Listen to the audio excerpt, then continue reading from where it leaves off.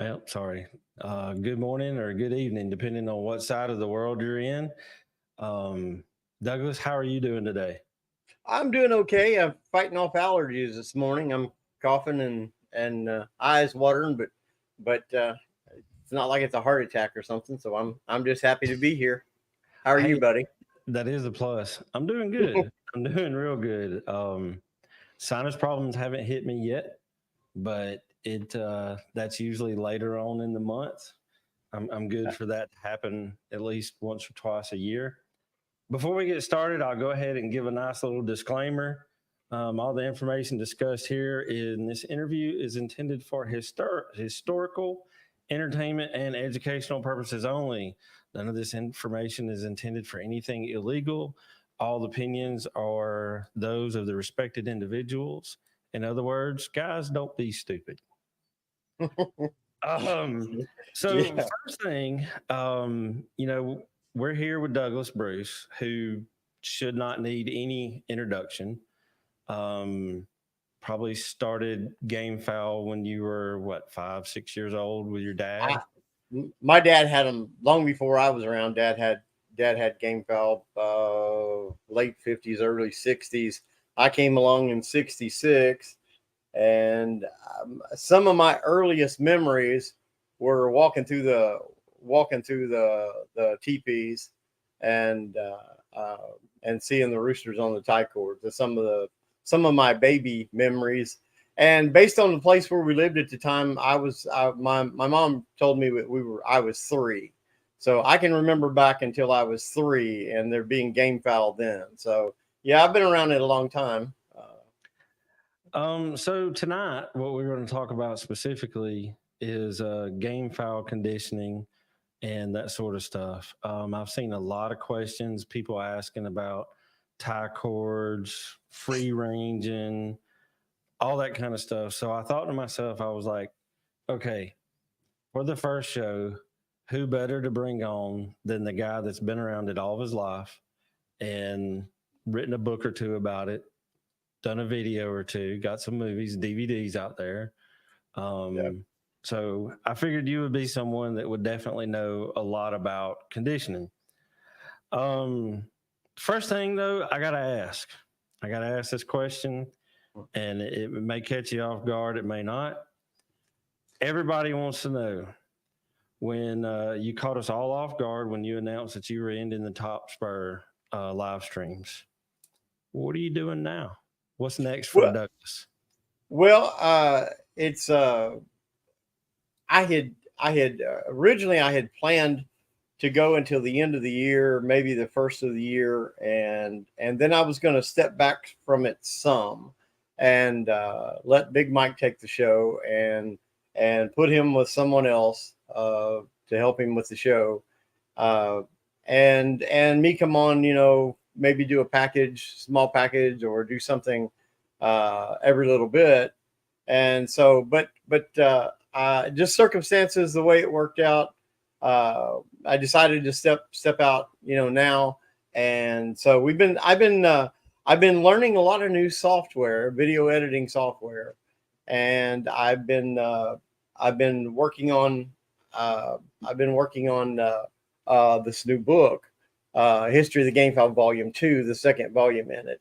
And Mm-hmm. when I wrote the first one, I called it Volume One in faith that I would be able to write another one. Uh, so I didn't know at the time if Lord willing, if I'd get to write it or not. But now I'm really zoned in on it. So I'm really spending most of my time researching, studying a lot of these old bloodlines, refreshing my memory about a lot of them. So trying to get a book out by Christmas. So All right, that'll be real good. Um, so people out there, I didn't say this before, but everybody or a lot of people know Jeff Maddox, who he is. He is the guy that created the recipe. Douglas went and said, "Hey, I want to make something that'll do this," and Jeff said, "Okay, I think we can do that with this, and this." So Jeff and I are going to do this show. And one of the questions that he wanted me to make sure that I ask, which he can't be with us today because he's on the road a couple times a year. He travels around and visits folks and does some farm visits and stuff. But he wanted me to ask, how do you feel that we can continue to provide quality information for the Gamefowl folks? Well, I was super pleased. I didn't know. I didn't know that you were planning to do a show or thinking about doing a show until after of course, you being involved with Rapido like you are now, and me stepping back from everything. You were the second person I told, uh, other than my immediate family. Actually, you were the first person I told, other than my immediate family, that I was going to step back from the show. And when you told me, I was really pleased to hear that you and Jeff were going to continue on with something, with doing a show about gamefowl nutrition, gamefowl healthcare. That's and all the subjects you guys are going to cover. So I was really pleased to hear it when you guys decided to do the show and continue on. I think that there's a constant need for education. One, Gamefowl people change slowly. They don't want to give up their traditions. They don't want to give up what Papa taught them. Even if modern science has proved it to be totally, non-reliable, what they've been doing in the past, even if the results have not proven to be reliable, it's just hard for people to let go of something they were taught from the time they were a kid or a young person. No one wants to admit that they were doing it the wrong way, or the least of, or that there's a better, more efficient way of doing things out there. And so, and the other thing is, you can teach on the same subject multiple times, and then people that seem like they watch you all the time still will come back and ask you the same question over. It's like sometimes what I'm trying to say is it's an ongoing thing. Teaching is an ongoing thing. And I don't think if you're in this business, you ever quit learning or you ever quit teaching. If you have stopped learning, that's the time to get out. Yeah, my granddaddy told me many, many years ago, he said that it doesn't matter what you do, you should always be a student of your craft. And regardless of what your craft is, you should always be a student of it. Yeah. Because the day you think you know everything, somebody's going to prove you wrong. Yeah. My mentor, Mike Ratliff, we were over here in 2015, and he was 90 years old at that time. And he told me then, he said, there's not a day goes by I don't learn something new about a gamefowl, about a game rooster, a game hen.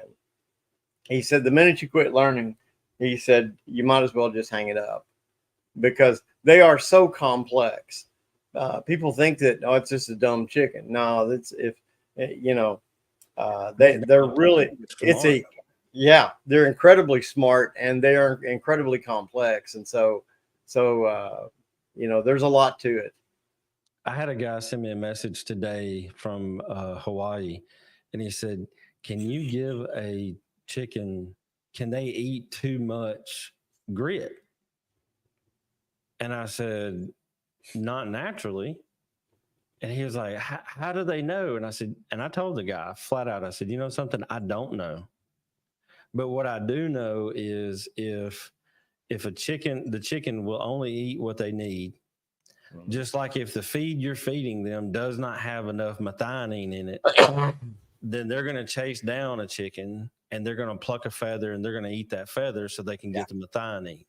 Now, if those suckers are smart enough to know that, they're smart enough to not eat too many rocks.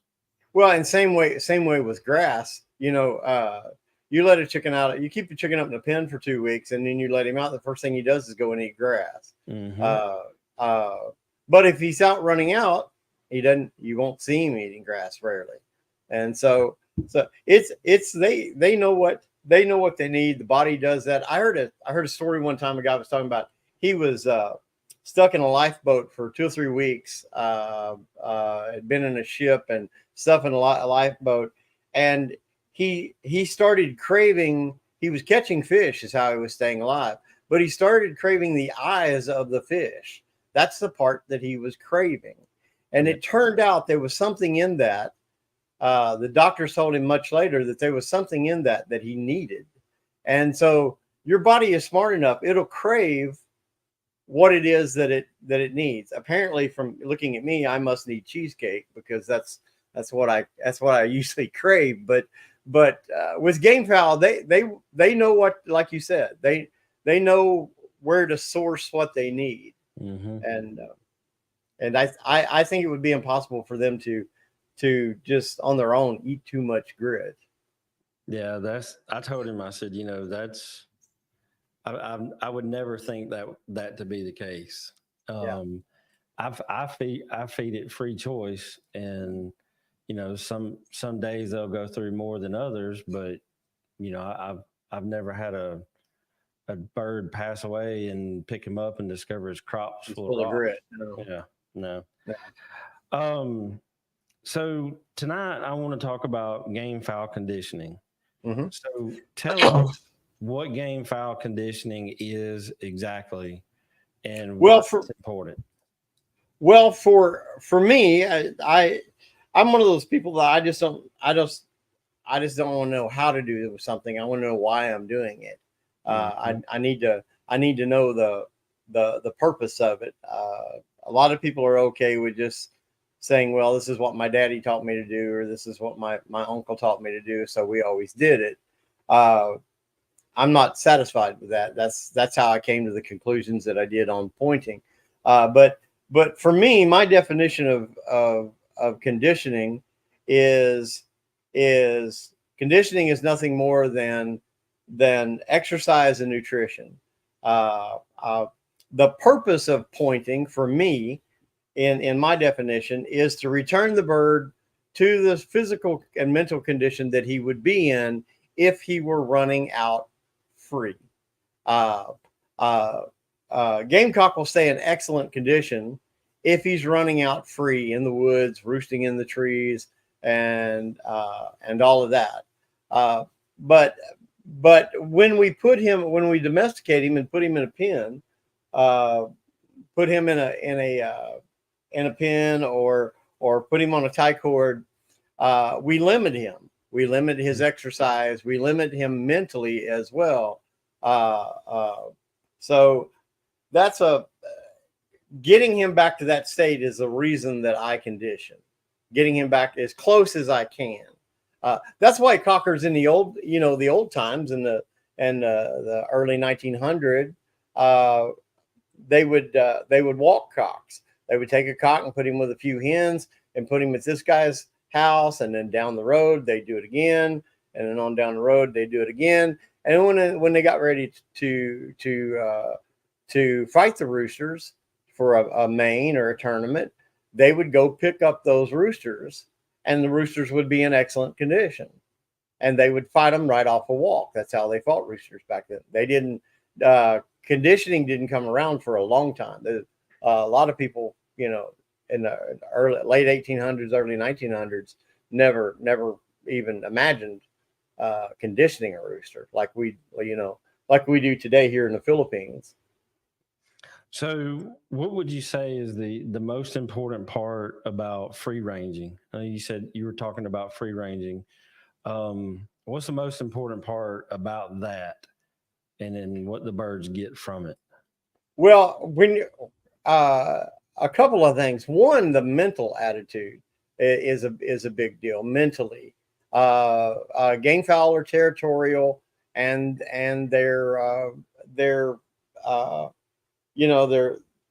they dominate their area. They also need to dominate their mate. They need to be in control of their set of hens.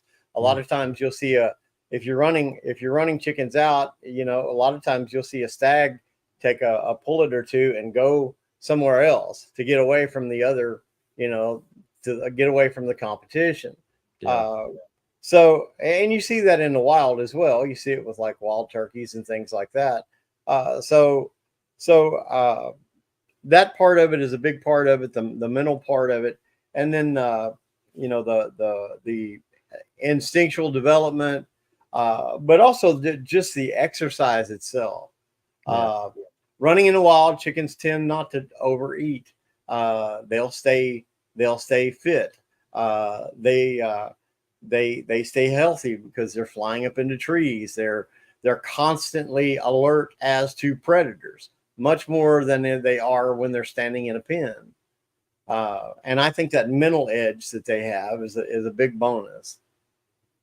Yeah. When my son, when he was a teenager and lived with us, he had a bunch of Gamefowl, and he's actually the one that got me interested in Gamefowl. And he just, I mean, it'd be nothing for me to come home from work and there'd be 50, 80 birds just running around the yard. Mm-hmm. And they were hunting and pecking and scratching in the grass and leaves, and they would eat all. We didn't have any ticks, we didn't have any mosquitoes. They took care of all that. And then the trees, I kept the trees trimmed to where I could cut grass without having to duck. So at least 6'5", 6'6" was the lowest limb. Yeah. And every single one, you go out there at night and they would be all over the backyard. It was just hilarious. Yeah. So I could see the benefits of them getting the plenty of exercise. And like we talked before, they know what they need to eat. Their guts know, and if they need one type of protein, they'll find bugs, or they'll eat grass, or whatever they need. So Kerry, I've seen it over here, especially a lot of times with the backyard breeders who have 2 or 3, maybe 5 roosters. They'll have them on very short tie cords, sometimes 3 foot long tie cords, very short, because they're very limited on space, right. And yet they want to participate in the sport. For me personally, if I can't do it right, I'm not going to do it. But these guys, I understand that's fine, but they'll keep them on a 3 foot tie cord. And I've seen it happen many times where you take that rooster that's been on a 3 foot tie cord for a while, and you put him in a fly pen with a 5 foot roost, and they can't get up on a 5 foot roost. Mm-mm. It'll take them all day trying to get up. At night they'll be missing it, trying to get up on the roost pole. And sometimes you have to go in and set them up on the roost pole because it takes them muscles. Takes them multiple days sometimes to get to where, because they've been limited. They've been limited as to what they can do. And so that roosting out in the trees and all of that, while it's not exactly safe, but the old guys believe that when they're running on a walk like that, if they're roosting up in the top of a barn or whatever, they stayed in much better shape, ready to fight mentally and physically. So when they're out, when they're in the tree, they got to keep their head on the swivel. They got to constantly be alert. Yeah. Because like where I live I'm in the country, because where my house is, I'm in the middle of the woods. But 3 miles up the road, I've got half a dozen banks, Walmart, several different retail centers and all kinds of stuff like that. So for me, like, they can't do that. I have last year, from August to November, I counted 32 raccoons that subsequently had issues with lead poisoning in my backyard because of that. They were trying to get my birds, and my birds are in pens. So it definitely keeps them alert and all that kind of stuff. So that's really good. When you transition, like, from, let's say you go from free range to fly pens and tie cords and stuff like that. So obviously you can, when they hatch out, you can let them free range after they're ready to, you don't have to keep them warm unless you've got a hen that's doing a really good job.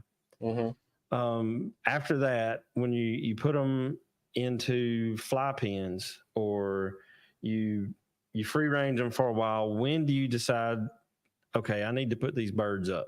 I need to put them in a fly pen or whatever. When do you decide? I range my stags as long as I possibly can. The pullets, it's not such an issue, but I try to range the stags as long as I possibly can, and I take a lot of heat on it over at social media. People that don't understand what we do or how it works or that it works. Mm-hmm. But I try to range stags, at least to 9, 10 months old, 11 months old. And I've been real successful with it. Ratliff taught it to me. Mike Ratliff taught it to me. And he learned it when he was a kid from an 80-year-old man that he worked for and helped with his gamefowl. So it's been around at least a couple of 100 years. So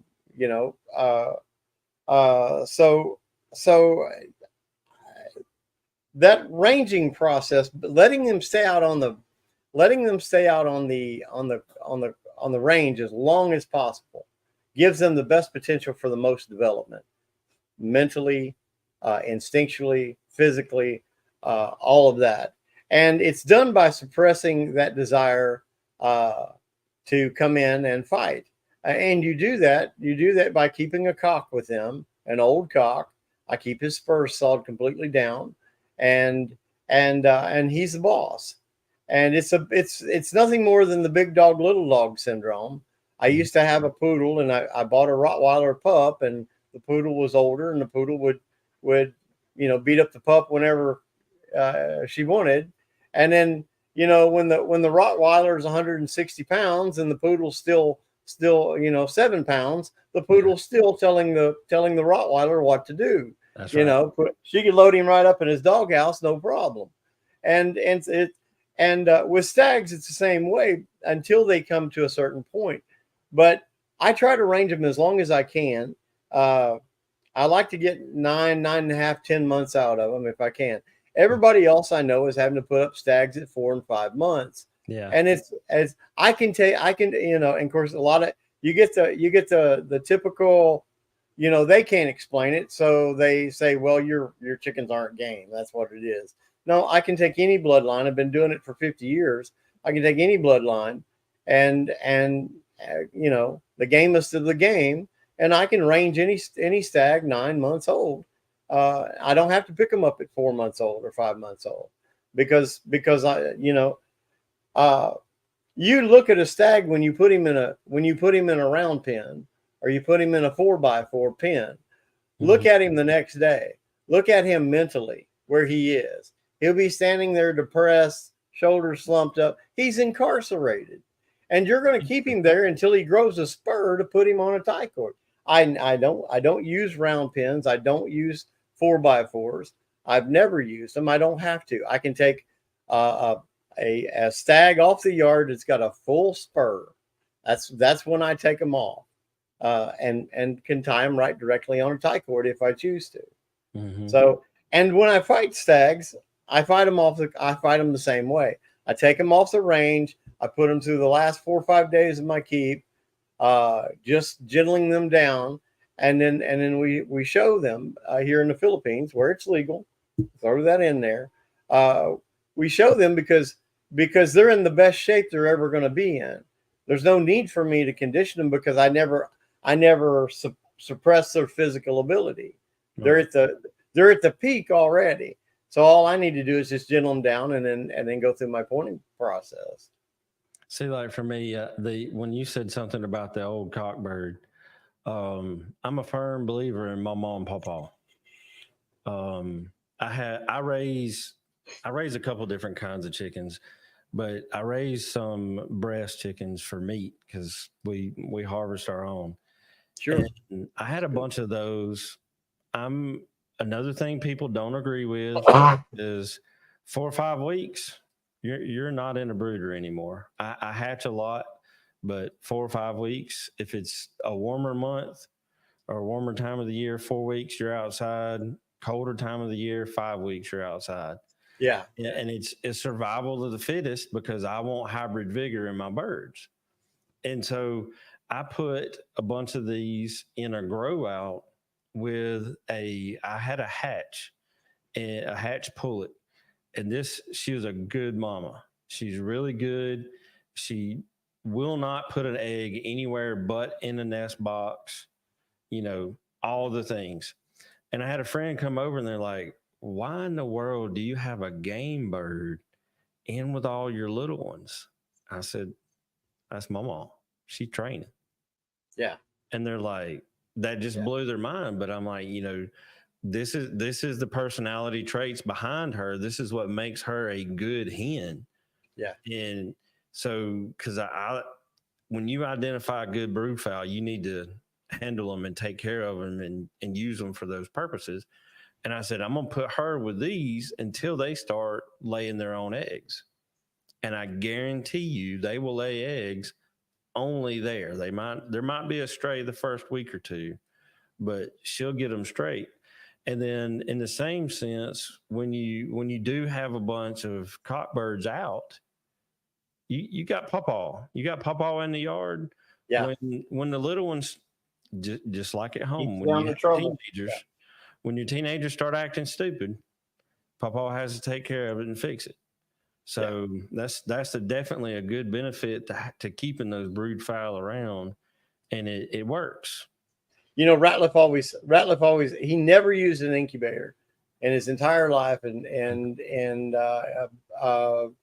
80 plus years of raising chickens, he never used an incubator, not once. And he always told me, he said, I asked him several times, why don't you use an incubator, Mike? It'd just be so much easier for you. And he's like, I don't think there's anything that incubator is going to teach that hen won't. That hen will teach him a lot more than that incubator. He said, how's that incubator going to teach him to get up on a roost pole? He said, but in a week or so, or a couple of weeks, that hen will have these chicks up on the roost. Mm-hmm. So, there's a lot to, of course, just like everything, every industry, everything, we have to have it bigger, faster now, and that's why we incubate, is so we can control it more and all of that. But I think you lose a lot when you take the hens away, when you take the hen out of the equation, other than just being an egg producer. I think there's a lot that we lose, and I think gamefowl suffer from it. And see, that's one of the reasons why 4 to 5 weeks they're out. Now I'd have put them with Mama, and I let her do her job. And these particular group of birds, they're about 5.5, 6 months old. And it's really funny because they're like 5 pounds, 5 pounds and change, huge. And, I got this hatch still in there. And even when I go in the pen to feed them, she will herd them over to the other side. I put the feed in the trough, and then she'll, she runs it. And, it is important. And I think that fowl will learn a lot from being with an adult fowl. I do agree with that. Now, the control aspect, the guy in me that likes to run my own show, that's why I have 2 cabinet incubators that are the size of a mini fridge. It works. Now, a while ago, you talked about tie cords, and I'm going to be the first to say that a 3-foot tie cord, in my opinion, is way too short. Agreed. That's crazy because personally, I like to use 55-gallon drums. Plastic barrels. I had them when I was in the U.S. And I will screw a 2x4 to the top, and I'll drill some holes in the bottom and anchor them down with some rebar so the wind don't blow them all over the place. Because I will actually put the bird onto the end of the roost with the tie cord. Let's talk a little bit about tie cords, the purpose how long or how often you put them on there, and let's talk about some safety measures to make sure that you don't come home and your bird's been hanging upside down ever since you went to work. Yeah. Yeah. If you double that 3 feet, that's a starting point for me. That's the least that I'll do one is 6 feet. Mine were, uh, normally about 7 feet is where is this last big farm that I had. I did them at 7 feet. I've had them as long as 8. That's a little over for me. But try to do them at 7 feet is what I did. Now I use barrels for me. I get this question a lot about which is the best type of TP or to use or housing to use on a tie cord. To me, it depends on where you are and what your weather is. In the U.S., when I lived in Tennessee, and it sometimes it would get down in the single digits. There around Knoxville, I used a barrel. I used a drum, like you said, 55-gallon drum, turned it upside down, and I did a cutout in the bottom, did a door, and I put a roost pole on the inside, just 6-8 inches off the ground, just enough so their feet doesn't freeze, so enough for them to get on. I would I took the rebar, like you said, steel stake, and secured it to the ground good with the steel bar. And instead of using the spinning roost pole like you're talking about, or secure roost pole on the piece of wood on the top, I used I put my tie cord right through the top of it, and so that the tie cord come out the top of the barrel, and then they had a 360 degree that they could go around the barrel. And if they needed shade, they could follow the shade around, or they could go inside the barrel, either one in the summertime. And that's the way I would do it. I could, I had a water cup on the inside of the barrel, and then I'd also sometimes just set the water cup or a feed cup up on top, and they'd fly up and eat. Back then where I lived, I fed on the ground a lot as well, because it wasn't like here. My soil was pretty good and wasn't that bad. But I've used the metal TPs. I've used TPs made out of plywood that had treated plywood that had like a linoleum on the outside of them. Mike Ratliff used to use what he called Quonset huts. They were rounded sheet metal. I've seen guys make barrels out of them. Here in the Philippines, they use tires. They turn the tires inside out and make a teepee out, make a house out of it. Those are popular here. The ones that I had here in my last farm were cement. I made cement teepees. They were 4 foot by 30 inches, long, and 4 foot tall, and had a roost pole across the top.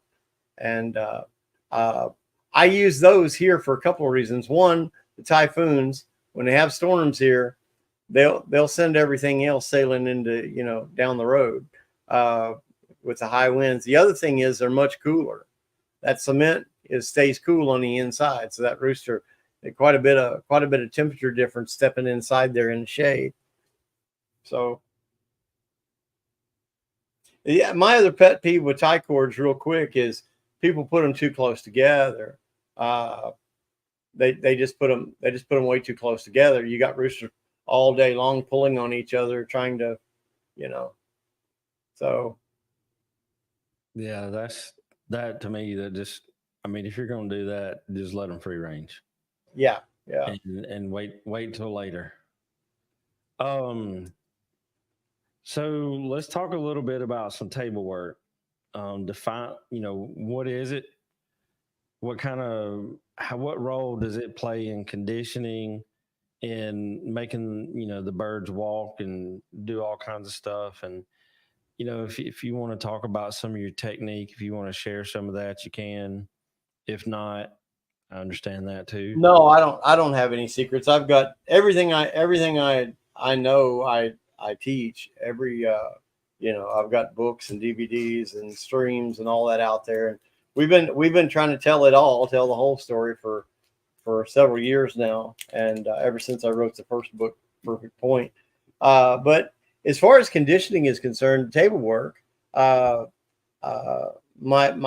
first thing I want to say about it is, if you don't know what you're doing, and then don't, because you'll mess them up a lot faster. You'd be better off to take them off cord and just show them that way than you would be, or take them out of a fly pen and show them that way than you would with, unless you're going to learn it, don't bother to try and do it, because you will make them sore, you'll make them tight. And so many people do table work wrong. They overdo it. They do it too fast. They do too much of it. We start out with like 5 runs and 5 flies. That's where we begin in our pre-keep. And even in the keep, once we get to the keep, we start out with 30, 30 runs, 30 flies. And then the last week of the keep, we don't even do runs, and we only fly the first 3 days of the last 7 days or the last 6 days of the keep. So Ratliff used to always say, low and slow, think and relax. That's what he used to always tell me. If you're tense, the bird will be tense. If you're relaxed, the bird will eventually be relaxed. And so I'm a big believer in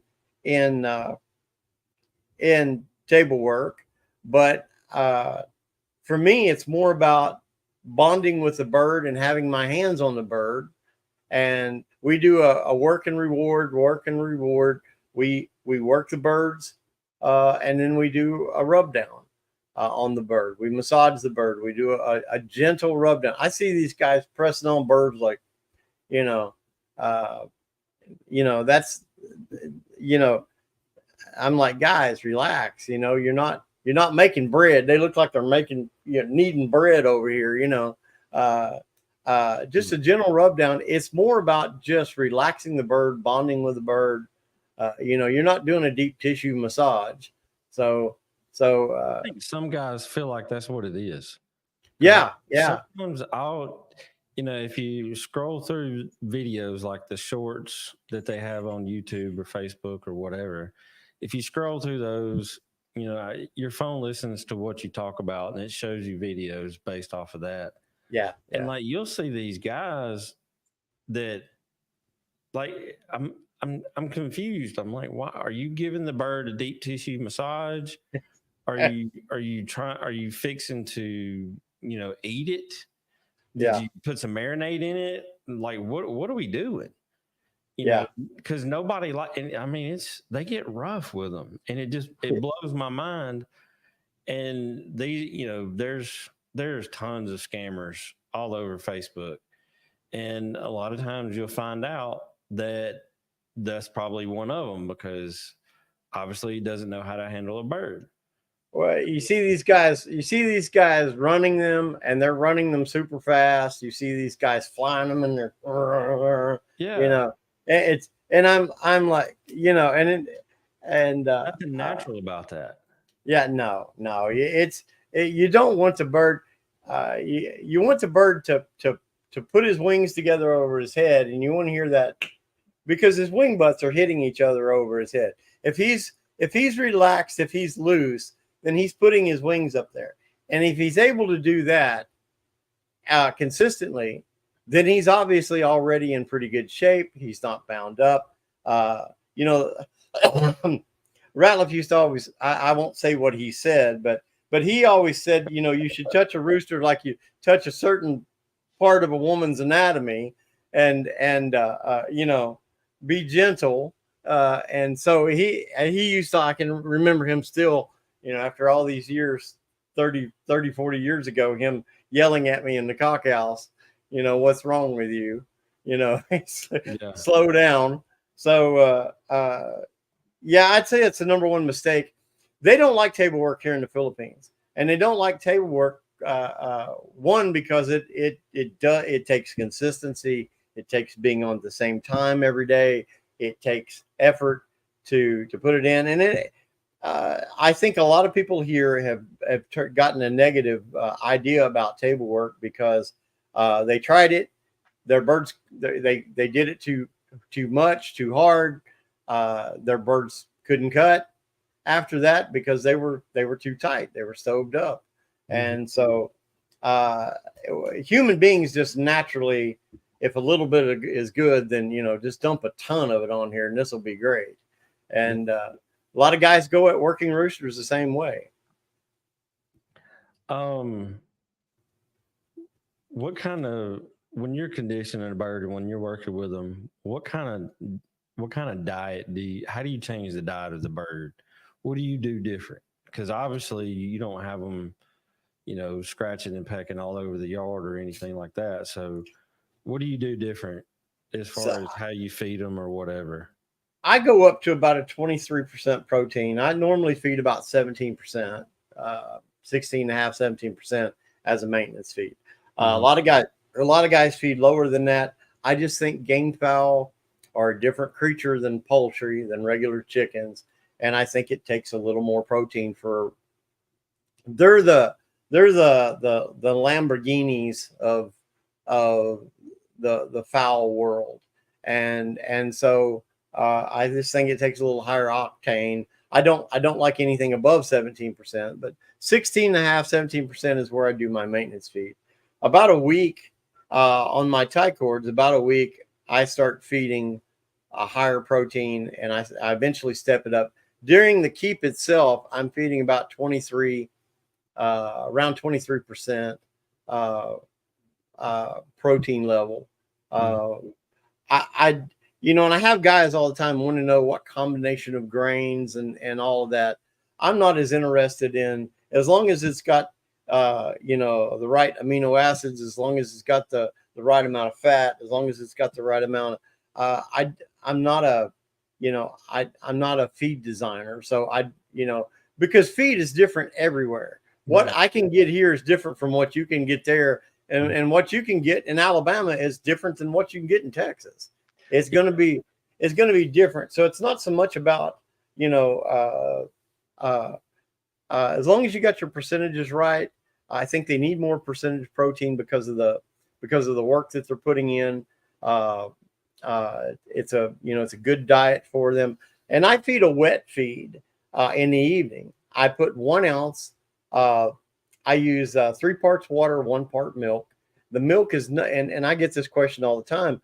Is the milk a laxative? Is it?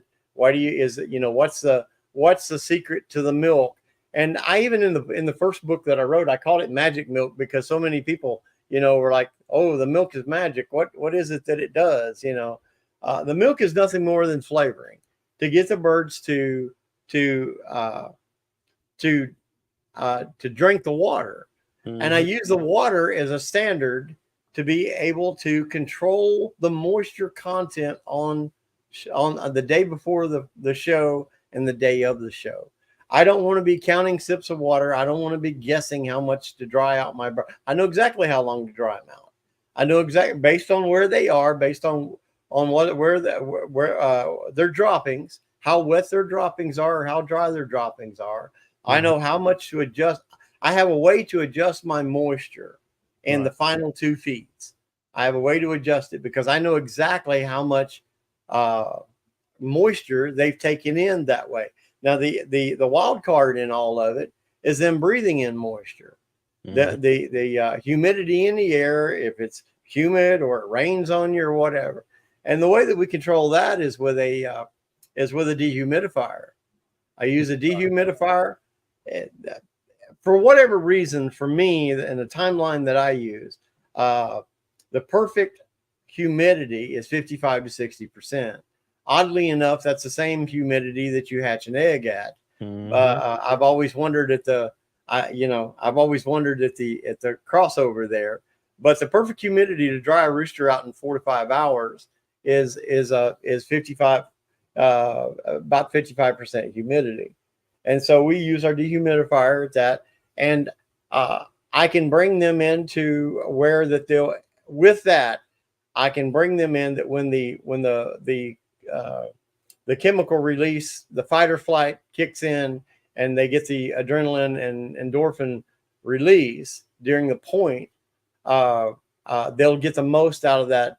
They'll get the most out of that point chemical release at that stage of being dried out. They're dried out enough to dry out the intestinal tract, but not so much that you start getting into the muscle moisture, because you do not want to get into the muscle moisture. Yeah, true.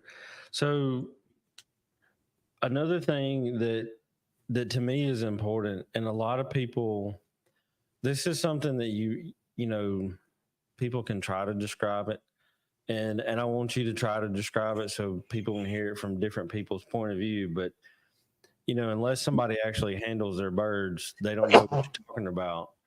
But tell us, when you feel the birds, how do you know if they're too fat or if they're too tight? How do you feel them for conditioning? What are you looking for? How do you know if they're too tight? How do you get them to where they're not so tight? How do you make those changes? Well, I always get this all the time. I've been getting it for years, ever since I stepped out into the public eye, several years ago, teaching about Gamefowl. People send me pictures every week. It used to be every day, and now it's every week. I'll get several pictures from people saying, "What do you think about this rooster?" And I'm like, "It's a rooster. What do you want me to say?" Yeah. Well, does he look good? Well, he looks fine, but well, do you think this is a winner? I'm like, you can't tell nothing about a gamecock. You can't tell nothing about a gamecock without putting your hands on it. There's just no way to tell anything without feeling the body. Feathers are feathers.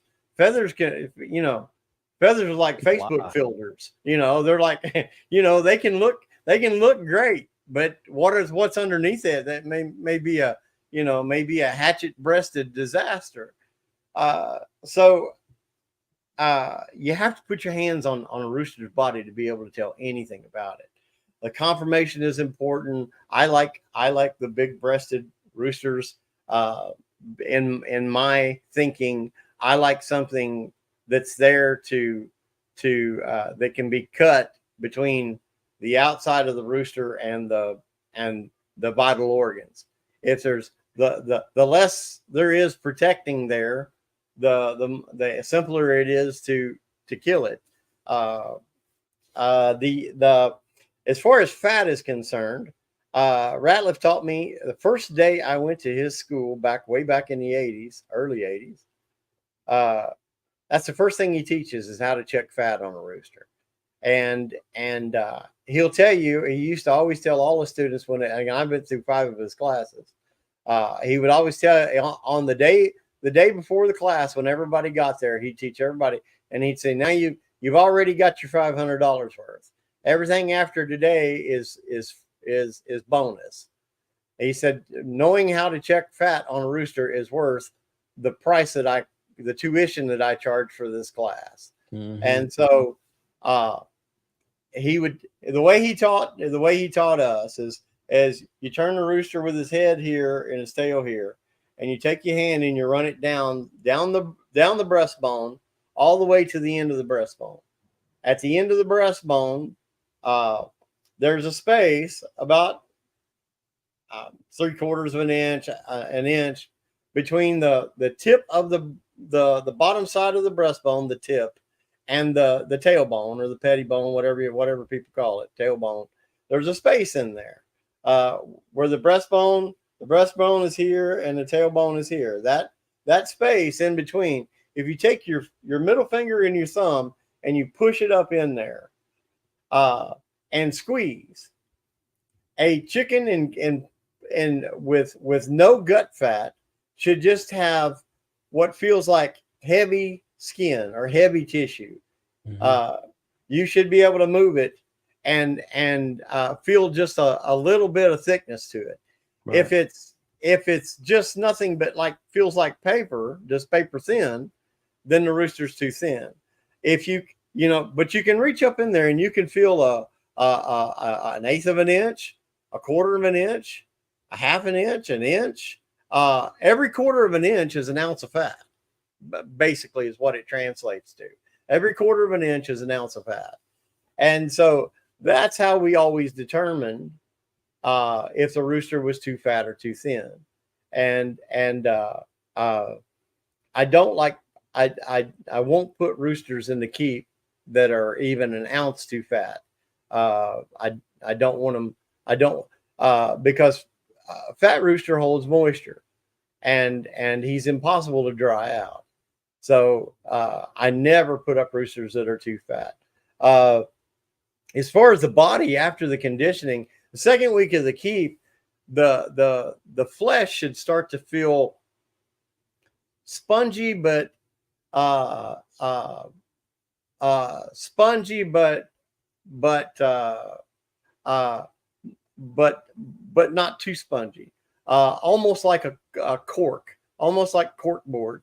It's got a little bit of give to it, but it's firm, it's tight, and that's the body that you're looking for. The other thing that I always look for is a rooster that's coming in, that's coming into to that physical state where he needs to be.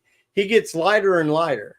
It's not that his weight changes. It's just that he holds his body weight up, and he feels much lighter in the hand than a rooster that's laden with moisture. All right. That is a very, very descriptive. And that's, I'm hoping that with that description, the people that are listening can really get that, and heck, maybe some of them will go grab a bird tonight and start feeling the difference in them. I saw the comment there about the carbo loading. Not to get off topic, but I don't carbo load at all. For me, carbo loading is a waste of time. I just don't. Why would I fuel off of carbs when I can fuel off of adrenaline? I point chickens. I don't carbo load. I'm not looking for an 8-hour fight. I'm looking for an 8-second fight. So I don't waste my time on carbo loading. Part of the deal with adrenaline with point, the body's natural fight or flight system, is adrenaline is what they give shock patients, to keep people from going into shock. They give adrenaline. I've never seen a doctor give carbs to keep a patient from going into shock. They don't feed you mashed potatoes. I mean, you don't get carbs when you go to the hospital. Period. No. So I think carbo loading is great if you're going to be in a long competition where that it converts over to energy in the body and all of that. But the guy that's fueling on adrenaline is going to kill you, an hour before you ever get to use those carbs. So I don't carbo load. I studied it. I looked at it. I talked to Ratliff about it years ago, and no, it's just not for me. Might work for somebody else, but I'll stick with what happens naturally. I'll learn how to manipulate what happens naturally to use it to my best advantage. But I just don't. I'm just not. I would rather stick with what the body doesn't release carbs when it's a flight or fight situation. It releases adrenaline. Right. So I'll stick with the design that God came up with to begin with. That's what's released in a fight or flight situation. That's what point is. Right. And so I'll stick with that. Well, Doug, I want to say I definitely appreciate you coming on and talking to us about conditioning. Before we go, if you would tell everybody where they can learn more information and learn how you do things and find your videos and your books. We're restructuring everything. I'm gonna, I stepped away from the show. I'm gonna be not sure what the future of the website, but you can go to our website right now, topspur.tv. And while they last, the books and DVDs are going to be on there. But we're selling out, guys. We're selling out.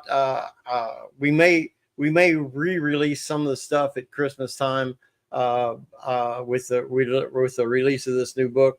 But as far as right now, you can go there and you can get like John Anthony Marks' stuff. We're no longer selling it. It's sold out. I think Rooster Hacks is the video is selling out. But you can pick up Perfect Point, the book, the original book, Breeding Basics and History of the Gamefowl Volume 1. We also have Gamefowl Essentials, which is a 4-hour DVD or stream. The Master Class, which is all about conditioning, pointing, everything that we touched on today. It's an 8-hour, about an 8-hour DVD. Comes with a set of downloadable notes as well. And Rooster Hacks is on there. I think that's all of them. I mentioned all of them. But you can get those at www.topspur.tv. So. All right. And as always, we want to thank Rapido Rooster for hosting the show. And I would like for everybody to tune in next week. Next week, we're going to have Alan McGee from Memphis Game Farm on, and he's going to be talking to us about some things that he does and how he runs his farm. Until next week, I will see you guys in the comment section.